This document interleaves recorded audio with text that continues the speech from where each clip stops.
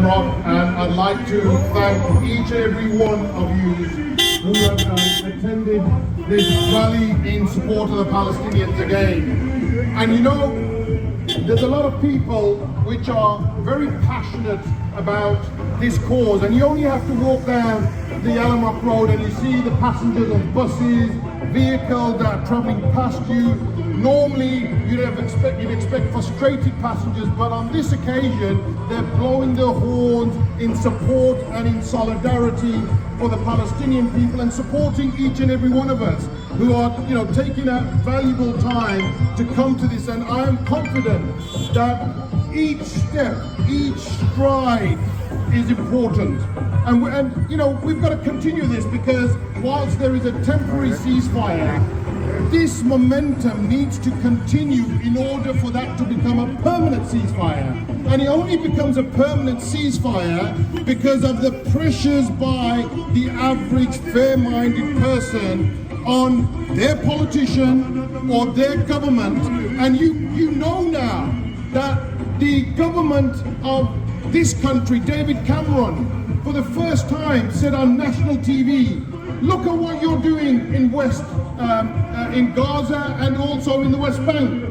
And he said specifically that those settlers who have killed innocent Palestinians in the West Bank should not only be arrested, should be charged and sent to prison. And do you know why he's made that comment? It's because of your pressure.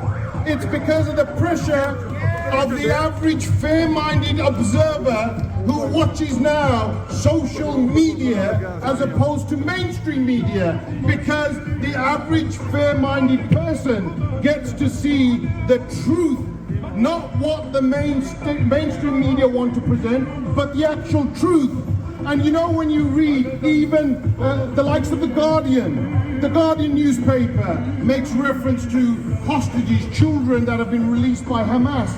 But when it comes to hostages, which are also children, which are being released by the Israeli IDF forces, they refer them to as 18 years and under.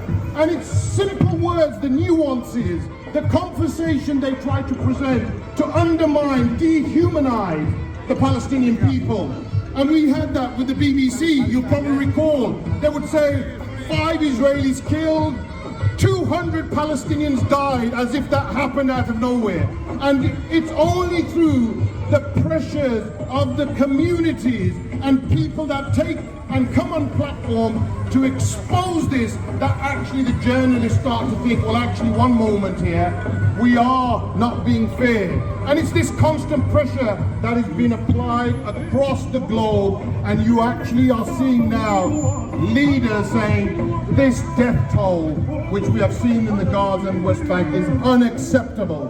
And it's the public. The true power is with the communities. And I've always said, it's a shame when you have a nation such as ours, which talks about democracy, the democracy that we boast about, the fairness, the justice, the equality, and yet we have the likes of Keir Starmer acting as a dictator.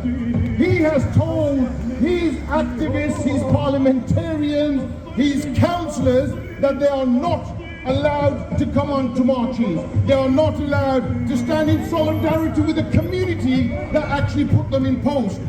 Why? That is not democracy, that is dictatorship.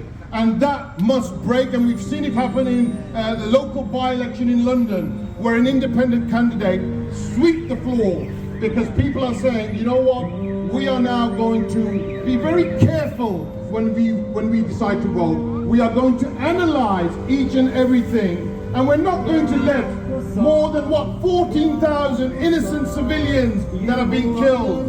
We're not going to forget that. We're not going to forget the tens of thousands of innocent civilians that are lying in hospital without any real treatment.